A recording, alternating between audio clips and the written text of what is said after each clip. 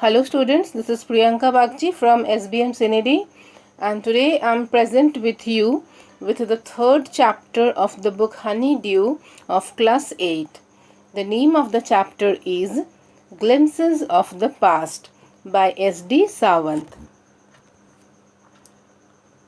As this is given here, you can see the picture, Our Freedom Movement.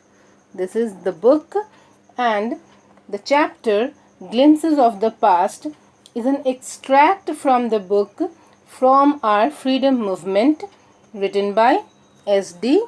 Sawant.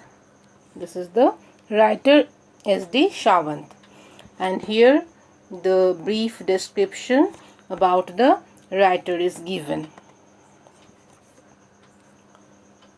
Here the objectives are present, the objectives of the chapter: to enable the students to understand the British reign in India. The next objective is to enable the students to know about some freedom fighters of India and their sacrifices. To enable the students to understand the chronological order of history. And the next is to enable the students to develop love and respect for the country and patriots. So once we go through the chapter, you will also get to know the sacrifices and great deeds of the patriots of our country, what they did to bring freedom to our country. This is the chapter itself given here, the whole chapter, and here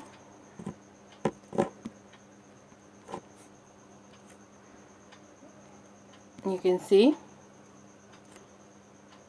the name of that book from where this story is extracted, and the name of the writer. So this is given here in a brief story form. This story is in a brief story form in your book, but actually it was staged as a drama which showed the First War of Independence in 1857. The period that has been taken here is the period between 1757 and 1857. All the important incidents took place during this period are presented before us in the pictorial form, and the important messages the supposed freedom fighters and martyrs and intellectuals and rebellions gave are given in speech bubbles.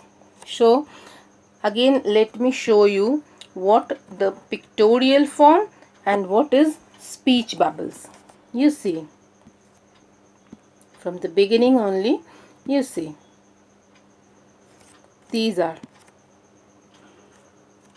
the pictorial form. You can see everything is given here in pictures. Okay, and then what is the speech bubble? These are whatever the men are talking, those speeches, those conversations are given here through bubbles. As these things are looking like bubbles, that's why this is called speech bubbles. Here on this page also you can see the same thing. These are the bubbles and these are the pictures.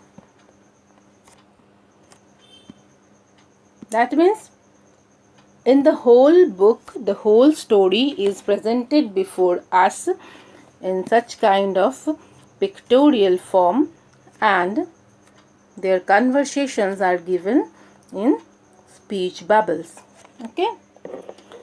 So on the whole, the chapter very beautifully presents before us a glimpse. So what is glimpse? Glimpse means a quick look of the history of our country from 1757 to 1857. Today this chapter is also divided into 9 important periods of that first war of independence you must have seen, and this is the vocabulary word meaning. You will have to learn the word meanings. This is the key points of the chapter which I tried to present before you. The chapter Glimpses of the Past is truly a glimpse into our past, our history, and speaks about the first war of independence. And the story is divided into 9 important parts that is shown in the next slide. So I'm going to show the 9 important events. These are the 9 important events, and I have decided that I will discuss these points part wise with you. So today I am going to discuss these first 3 points, and the rest of the points I will discuss one by one, day by day. So the first point is the martyrs, the second is the company's conquests, third is British rule, the next Raja Ram Mohan Roy, oppression, dissatisfaction, the sparks, and final the revolt, and the last is the fight for freedom. Okay, so the first point is the martyrs, and today we will start from that point. Let me show you first the first page of this story on the book.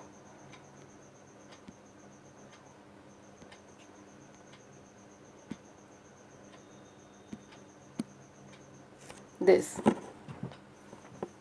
you see, this is the picture, this lady. If you recognize this lady, this is Lata Mangeshkar. Her real picture again I will show you here in the next page.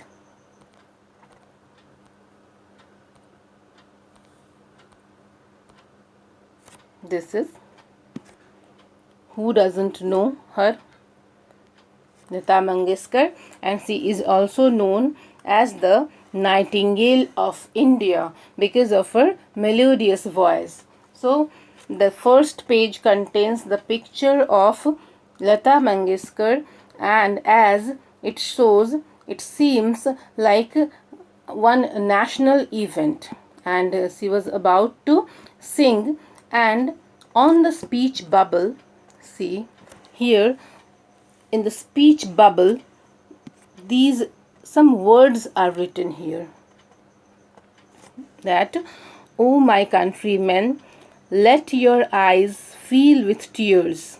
Okay, so these are the lines, people. If you remember the famous song sung by Lata Mangeshkar for the patriots of India, the people, the great men who sacrificed their life for the freedom of India.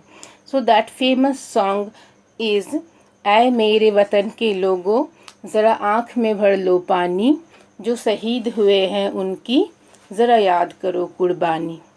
I'm sure you all must know this song, these words. So this is the site on the very first page. This is the very first point, and you can see here the great leaders are also sitting on this ceremony. Jawaharlal Nehru, the then first Prime Minister of India. This is Lal Bahadur Shastri, Srimati Indira Gandhi, and it is heard about this national event. It is heard that when Lata Mangeshkar was singing this song, she was singing these lines, these great leaders were also having tears in their eyes. They were literally crying.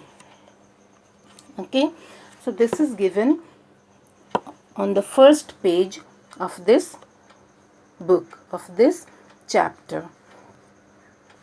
Now coming to the next point. This is the next point. I'm going to discuss this point now.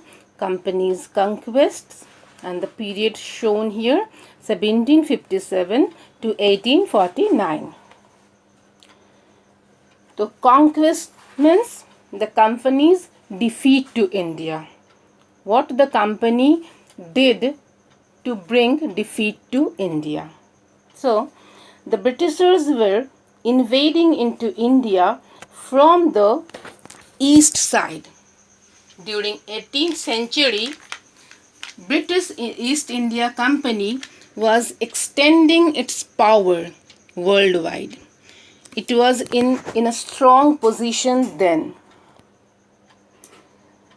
Compared to the Indian princes, the East India Company had superior weapons.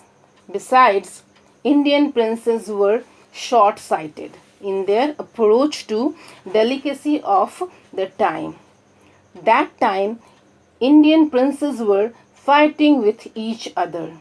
The princes within the country were not liking each other and fighting. They called their brothers as upstart and expected help from the British Company to defeat the other princes. They called Raja Bah as an upstart. So let me tell you what the word upstart means and why the princes then in India, they were using that word upstart for their brothers only, for the princes in the same land only. So the word upstart means a person who has risen suddenly in rank or importance, especially one who behaves arrogantly. So the situation was that they were losing their self-respect and they started blaming their own brothers, the own princes on the same land. And they were thinking as if the British, they were the God for them. Okay. So probably as I used the name of Raja Bah, and this is given in that book also, probably he was the last Mughal emperor Bahadur Shah Zafar II. So this attitude of the Indian princes worked in favor of the East India Company. It could easily subdue these Indian princes one after the other. Among them, there was a far-seeing ruler like the brave Tipu Sultan of Mysore, who fought against the British till he died fighting. So, among those short-sighted princes, we have the example of that Sultan only, the Tipu Sultan of Mysore, who sacrificed his life for the freedom of India while fighting. The general reaction of the British rule was not the same everywhere in India. This was actually a conquest of East India Company, but some of the Indians took the Britishers as the messengers of God who brought peace in India. They were thankful to them as there were no more wars and no looting by thugs. Some of them even started thinking their fate with the arrival of the East India Company. Okay, so here also I will show you on the pages of the original chapter that how in the speech bubbles things are given, how some of the Indians at that time thinking about the foreigners, about the Britishers. You see how they were talking about the foreigners, the British people, and how they had become God for them. Okay. In these bubbles, when you will get through the chapter, you will get to see that this was their situation, that they even started thinking the British as messengers of God. But the situation was not same with some other group of people. They were sniffing the upcoming danger, that the company was ushering its feet strong on the ground of India by killing and dethroning the Indian kings. Some said about the Indian princes that though some of them were not good, but anyway they were Indians. A group started feeling that they were going to be the slave of the East India Company. These are the groups, these are the speech bubbles, and these are the people who were thinking that they were sniffing the approaching danger to India, and they could think about the danger that they were going to be the slave of the British, the East India Company. Coming to the next point we will discuss. And this is the next point. British rule, and the period given here is 1765 to 1836. The religious leaders preached ideas like untouchability and child marriage. Superstition among the people was flourishing. I will show you some pictures on this matter. This is the picture, the logo of East India Company. East India Company. Okay, these were the pathetic scenes, the life of the period then. What just I have talked about untouchability and child marriage.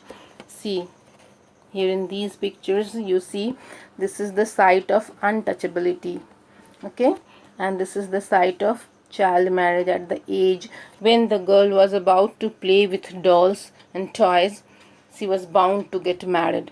So these things, these practices were flourishing then in that period, okay. It was being taught by the spiritual gurus that women are the cause of all the miseries in the world, and that we should never cross the sea to go to foreign countries, as crossing seas would result into losing religion. So these things were in practice then. Means the religious gurus, the religious saints whom we gave the supreme position, and they were inculcating these ideas among the people of India that women are the reason of all the problems in this world. So is this good? This is just not good. And then the practice of child marriage, and then the practice of untouchability. These things were flourishing then in India. Okay. So these thoughts were flourishing in India then, and the East India Company took advantage of these mentality of the people too, and expanded their feet here. Actually, the Indians became dependent on them, and those Indians, they lost their self-respect. They were begging their lifestyle, their luxurious life, there to be honest from the Britishers. Imagine the Indians who were honest, but they had lost their self-confidence. They had lost their self-respect, and they started thinking that they are not honest. They were not honest, and they were begging their self-made honesty from those British people, from the East India Company. So this was the pitiable situation with the Indians then, and which the profit got the East India Company. So it was very easy for the British to earn maximum profit in a short period of time. The British scorned Indians. The farmers and the artisans had to suffer the most. The British cut the thumbs of the expert artisans. I will show you this picture, how brutally the British, they cut the fingers, the thumbs of the artisans. This is the picture of an artisan, and these are the picture of the cut thumbs of that person. So how brutal they were, and how brutally they were taking the Indians, you can see through these pictures. Here on this picture also, see, in these pictures also, but your men are taking all my crop in this speech bubble. And in this speech bubble you can see how they are brutally treating the Indians when it comes to the matter of land, when it comes to the matter of business. They were treating the Indians very brutally.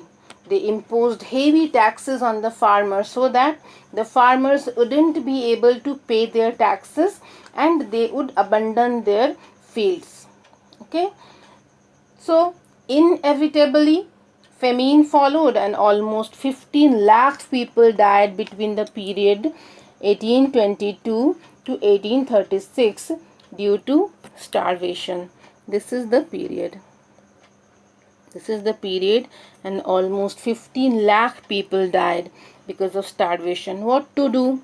As the British imposed heavy taxes on the Indian farmers, what would those poor farmers do?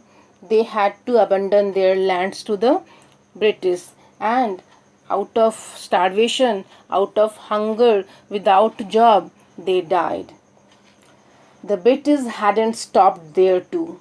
They kept on trying other methods of earning more and more profit, out of which they made imports from England tax free. So this was the another strategy of the British, that they would bring materials from England, but while importing things from foreign country, no tax will be paid. So anyway, the Indians would suffer. They would have to buy the things with heavy cost, and while importing the things from England, they needed not to pay any tax. So that was also an extreme step taken by the British, the East India Company, that they made imports from England tax free. So basically we can see the company's law began to cripple Indian industries. This much for today, students, as I will show you that the 3 points I said that we will discuss today, and I have discussed those first three points today. So this much for you today, and next day we will discuss the next few points. Till then, goodbye, students.